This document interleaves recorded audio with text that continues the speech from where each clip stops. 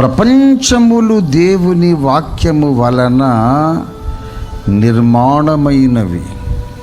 అందరూ చెప్తారా నాతో? ప్రపంచములు దేవుని వాక్యము వలన నిర్మాణమైనవి.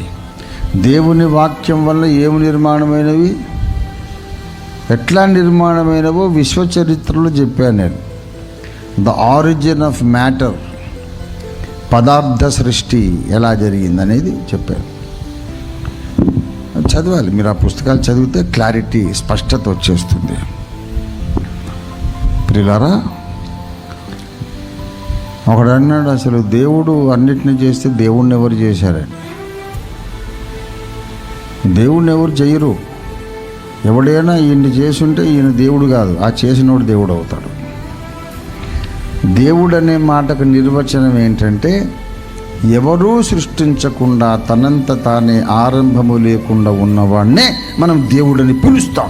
వాడినే పిలవాలి దేవుడు, అతన్నే పిలవాలి. కానీ ఒకరి చేత సృష్టించబడిన వాడిని దేవుడని పిలవకూడదు. ఆరంభం ఉన్నవాడు దేవుడు కాడు, ఆరంభం లేనివాడే దేవుడు.